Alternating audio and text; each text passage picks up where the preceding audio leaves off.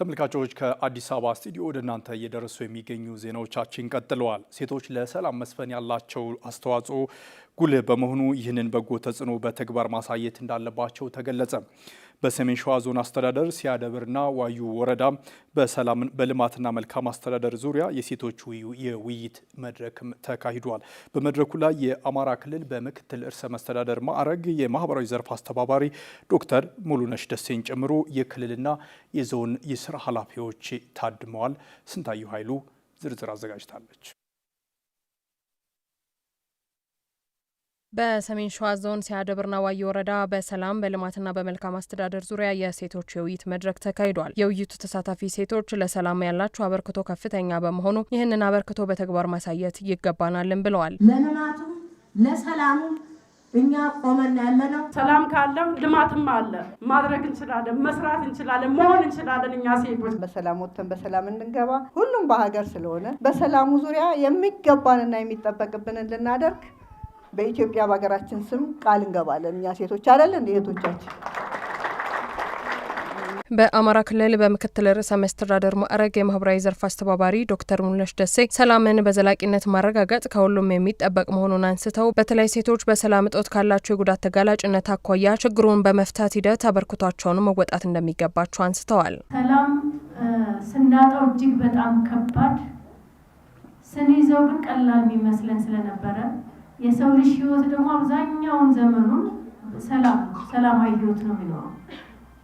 ያችን ሰላም ግን የአንድ ቀን ጥፋት፣ የአንድ ቀን ግጭት፣ የአንድ ቀን መጥፎ ድርጊት ታጠፋታለች። ልማትም ይሁን የመንግስት ሰራተኛ ይሁን ፎረም በተለያየ መልኩ እንደራጃለን።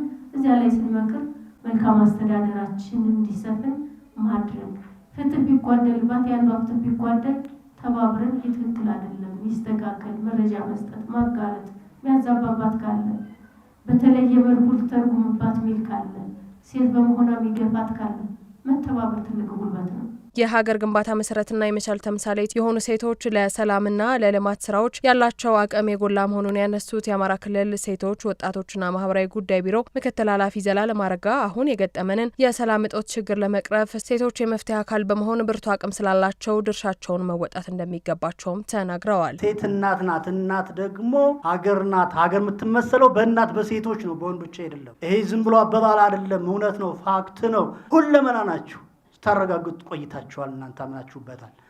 እናንተ ደግሞ ከሁሉም ጋር የመገናኘት አቅም አላችሁ ማለት ነው። አልባሌ ቦታ የሚውሉትን ወገኖቻችን መምከር መያዝ በጣም አስፈላጊ ነው። ሴቶች ሰላም እንዲሰፍን መረጋጋት እንዲመጣና ደህንነት እንዲረጋገጥ ብርቱ ጥረት ማድረጋቸውን የተናገሩት የሰሜን ሸዋ ዞን አስተዳደር ምክትል አስተዳዳሪ ተክለየስ በለጠ በዞኑ በቀጣይ በልማትና መልካም አስተዳደር ስራዎች ላይ ያላቸውን አቅም ማሳየት እንደሚገባቸውም ገልጸዋል። የሰላም አምባሳደር መሆን ነው። ትችሉበታላችሁ። ደግሞ የሰላም አምባሳደር ለመሆን ብልሃት እኮ አለ እናንተ ጋር፣ ጥናቱም አለ፣ ቁጭቱም አላችሁ፣ ድፍረቱም አላችሁ። ይሄን ካመናችሁበት አንዱ ነው። ሁለተኛው የልማት አምባሳደር እንድትሆኑ ነው። መሆንም ያለበት ይሄ ነው። የተሰራው የሚያኮራን እንዲሆን መስራት ይኖርበታል። የሰሜን ሸዋ ዞን ብልጽግና ፓርቲ አደረጃጀት ዘርፍ ኃላፊ ሰዓዳ ኢብራሂም በዞኑ ያሉ ሴቶች በኢኮኖሚያዊ በማህበራዊና በፖለቲካ ዘርፍ ላይ ንቁ ተሳታፊ እንዲሆኑ እየተደረገ መሆኑን ገልጸው ሴቶች ለሰላም መስፈን ያላቸው አበርክቶ ጉልህ በመሆኑ ይህንን በጎ ተጽዕኖ በተግባር ማሳየት እንዳለባቸው ተናግረዋል። ሴቶች ይችላሉ፣ ቦታው ከተሰጣቸው እንቅ አድርገው ይመራሉ። ቁጥር 1 ሰላማችንን የበለጠ ማጽናት ላይ ነው። ሴቶች መተጋገዝ አለብን።